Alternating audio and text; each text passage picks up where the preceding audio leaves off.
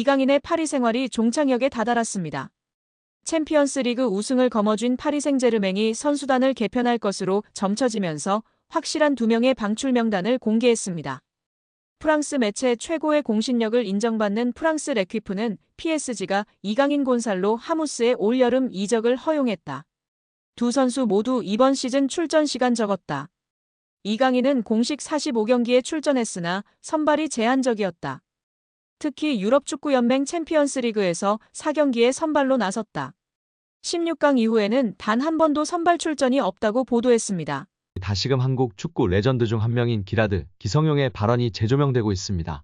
기성용이 직접 한 유튜브 방송에 출연하여 이강인에 대해 얘기했었는데요. 이강인의 성장과 잠재력을 감탄하며 한국 축구 선수들이 유럽에서 어떤 평가를 받을 수 있는지에 대해 전했습니다. 기성용은 이강인에게 자신감과 경기 운영에 필요한 성격적인 요소들을 갖추는 것의 중요성을 강조하며 중앙 미드필더가 중요한 역할을 한다고 언급하였습니다. 그러나 중앙 미드필더가 되려면 실력뿐만 아니라 성격과 체력적인 부분에서 많은 노력이 필요하다고도 발언했는데요. 기성용은 이강인이 발렌시아에서의 데뷔와 그의 성장을 언급하며 한국 선수들이 경기에서 더 많은 인정을 받고 유럽 리그에서 성공을 이룰 수 있기를 기대한다고 발언했었습니다. 기성용 선수가 이강인 선수에 대해 이야기한 점과 더불어 다양한 이강인 관련 소식 자세히 알아보도록 하겠습니다. 기성용 선수는 이강인 선수 데뷔 때를 먼저 언급했는데요. 강인이 같은 경우에는 어렸을 때부터 발렌시아에서 데뷔를 했잖아요. 그러니까 그 전에 이제 유스 시절 때 강인이가 어떻게 컸고 어떤 기량을 보여줬는지 보다는 저는 이것보다는 어쨌든 그 나이에 흥민이도 마찬가지고 그 어린 나이에 스페인이라는 무대에서 발렌시아잖아요. 이거는 정말 좋은 팀이잖아요. 발렌시아는 스페인 유스에서도 알아주는 명문팀이에요.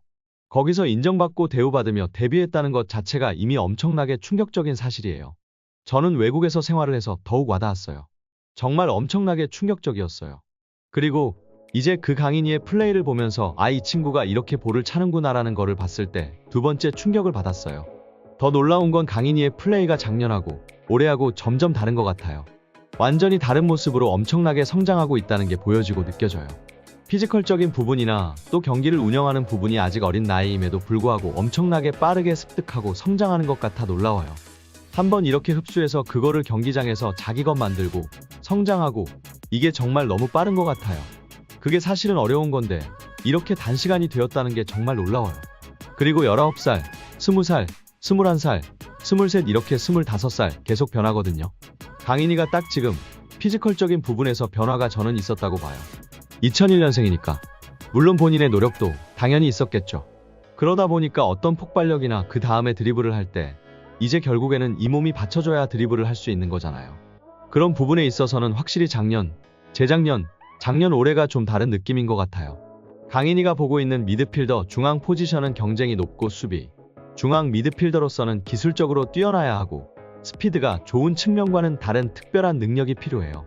미드필더는 공격과 수비를 동시에 수행하며 경기 운영의 핵심적인 역할을 해요. 미드필더는 중앙과 사이드에 유리한 시야를 가지고 있어 팀의 빌드업 및 수비에 기여해야 해요. 최근에는 수비적이면서도 공격적이고 영리한 미드필더들이 선호되고 있는 것 같아요. 하지만 이러한 역할은 위험을 감수해야 하기 때문에 풀어나오는 것이 어렵고 점수를 받는 것도 무척이나 힘들다며 미드필더 역할의 중요성, 어려움을 이야기했습니다.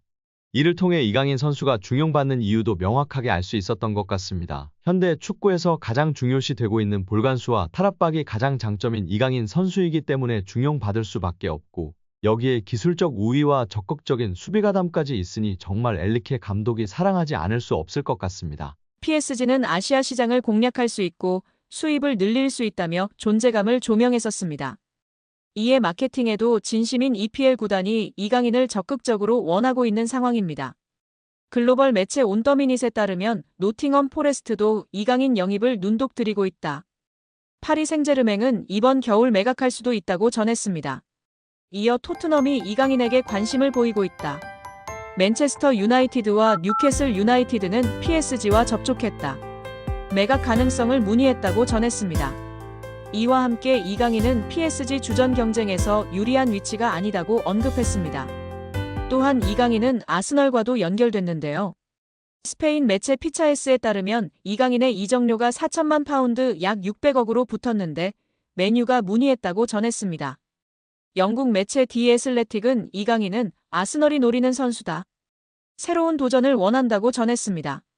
그러면서 이강인은 아스널에 잘 알려진 선수다. 하지만 가격은 부담스럽다. PSG는 아시아 시장에서 큰 영향을 미치는 이강인을 쉽게 내주지 않을 것이다. 임대 후 완전 이적이라면 가능할 수도 있다고 덧붙였습니다. 유럽의 각 매체들이 직접적으로 언급한 EPL 구단만 노팅엄, 뉴캐슬, 아스톤 빌라, 에버튼, 토트넘, 아스널, 맨유로 총 7개 구단입니다. 물론 이강인과 하비게라 2명 중 1명인 구단도 있는데요. 과연 이강인의 행보는 어떻게 될까요? 이영표 위원은 축구가 편해지려면 기본적으로 축구 선수는 어떤 상황에서든 한 명을 제쳐서 크로스를 하거나 패스를 하거나 슈팅을 할 수 있어야 됩니다.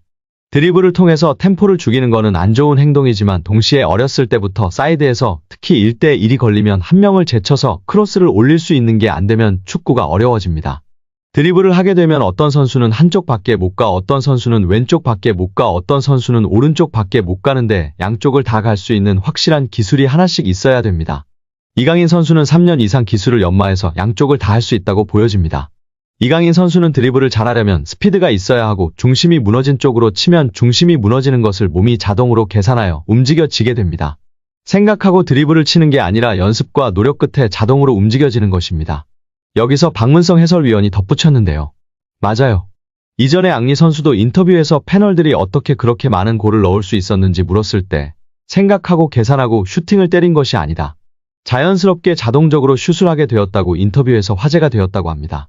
뿐만 아니라 그라운드의 풍우나 천재 소리를 듣던 이천수 선수도 본인이 어떤 드리블을 했었는지 개인기를 했었는지 모른다며 자동적으로 몸이 움직여졌고 나중에 분석하면서 경기를 봤을 때 내가 저렇게 했구나 알 수 있었다고 발언했습니다. 이처럼 세계적인 레벨의 선수들은 계산하고 움직이는 것이 아니라 자동적으로 움직여지는 것 같고 이강인 선수도 보면 계산적인 움직임이 아니라 훈련과 노력으로 자연스럽게 자동적으로 몸이 반응하는 선수인 것 같다고 발언하며 팬들의 공감과 지지를 받았습니다. 이어 이영표 위원은 이강인 선수가 재능은 기본적으로 있었겠지만 훈련과 노력이 없이는 만들어질 수가 없습니다. 또한 이강인 선수의 강점은 드리블도 있고 시야도 있고 정확한 왼발킥도 있고 터치가 굉장히 강점이 있다고 생각합니다. 멀리 볼 수 있는 능력은 킥이 자신 있는 선수들이 자연스럽게 보여지고 나타낼 수 있습니다.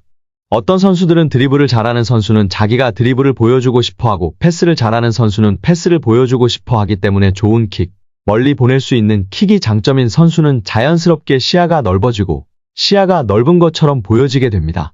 어린 선수들에게 멀리 보라, 시야를 넓혀라 라며 가르치기보다는 좋은 킥을, 멀리 찰 수 있는 킥을 가르치면 자연스럽게 시합에서 연습한 킥을 보여주려고 하기 때문에 시야가 넓어지고 넓혀진 모습을 볼 수 있다고 발언하였습니다. 이어 최근 프랑스 언론의 비판에 대해서도 이야기했는데요. 이강인을 향한 언론 비판은 일도 신경 안 써도 됩니다. 한국에서처럼 선수를 비난 잘하지 않는 문화가 아닙니다. 한국에서는 정말 엄청나게 큰 잘못을 저질렀을 때 비난하나 외국은 그냥 막 합니다. 그들의 문화이고 경쟁이라 신경 쓸 필요가 전혀 없습니다. 유럽에서도 크게 신경 쓰지 않는 편입니다. 거기에 일희일비할 필요 없고 비난을 받더라고 원래 그런다 생각하는 게 팬들도 선수도 좋다고 발언했습니다. 이어 이영표 위원은 이강인 선수가 수비할 때 압박이 안 된다는 단점이 있었는데 약점이라고 지적되던 수비 전환, 수비의 능력을 키웠다는 것이 정말 대단한 것이라며 치켜세웠습니다. 이는 특히 선수의 태도의 문제이기 때문에 이런 것들을 지적을 받으면 자기가 수비력을 키우는 게 아니라 나도 수비를 열심히 하는 척해야지 라는 선수가 있는데 이강인 선수는 진짜 수비를 하는 것이라며 극찬하였습니다. 특히 이런 태도를 갖고 있는 선수는 길게 선수 생활을 하고 겸손하기 때문에 대성하는 경우가 많다고 발언했습니다. 이강인이 유럽리그 랭킹 1위 잉글랜드 무대의 톱클래스 강팀 핵심 선수와 견줄만 하다는 분석이 나오며 화제입니다. 프랑스 리그앙 파리 생제르맹은 2023년 8월 마요르카에 2,200만 유로 약 328억 원을 주고 이강인을 데려와 2027년도 시즌까지 연봉 727만 유로 약 108억 원 및 5년 총액 3,635만 유로 541억 원 계약을 맺었습니다. 2,200만 유로는 마요르카 구단 역대 2위 및 한국인 역사상 세 번째로 많은 이적료입니다. 이강인은 PSG 소속으로 2023년도 시즌 리그앙 23경기 3득점 4도움, 출전 평균 64분을 뛰면서 90분당 공격 포인트 0.43으로 활약했습니다. PSG는 유럽클럽 전체 랭킹 6위, 프랑스는 유럽리그 랭킹 5위인데요. 저명한 축구 통계 매체 옵타 스포츠에 따르면 미드필더로서 이강인과 가장 비슷한 선수는 프리미어리그 준우승팀 아스널의 주장 마르틴 웨데고르입니다. 70개 국가 및 30종목을 대상으로 하는 글로벌 통계회사 옵타 스포츠가 최근 365일 유럽 5대 리그 및 챔피언스 리그, 유로파리그 자료를 토대로 선정한 비교 대상을 발표하며 팬들의 관심을 받고 있습니다. 아스널은 2023년도 잉글랜드 프리미어리그 준우승을 차지했는데요. 잉글랜드, 이탈리아, 스페인, 독일, 프랑스는 유럽리그 랭킹 빅5입니다. 챔피언스리그는 유럽축구연맹 1등급, 유로파리그는 2등급 클럽 대항전입니다. 이강인은 개인 능력으로 상대쪽 경기장 파이널 서드에 진입한 횟수와 공간 침투로 PSG 동료 전진 패스를 받아낸 빈도 둘 다 유럽 메이저 대회 미드필더 상위 1%에 해당했습니다. 혼자서 위협적인 공격을 펼칠 수 있는 데다가 수비가 헐거운 지점에 대한 공간 지각과 상황 인식, 언제 파고 들어가는 것이 가장 효과적인지에 대한 타이밍 판단, 옆이나 뒤로 향하는 전개보다 리시브가 까다로운 전방으로 나가는 패스를 상대 저지를 뿌리치고 내 볼로 만드는 기술이 월드 클래스라는 얘기입니다. 따라서 이강인이 페널티 박스에서 단독으로 들어간 횟수가 최근 365일 유럽 5대 리그 및 챔피언스 리그 유로파리그 미드필더 상위 2%라는 어마어마한 결과가 나왔습니다. 파이널 서드 태클 합계 또한 상위 2% 안에 든다는 데이터는 상대 진영부터 적극적으로 수비하려는 마음가짐 부족이 이강인 단점이라는 지적은 이제 현실과 맞지 않다는 것을 알게 해줍니다.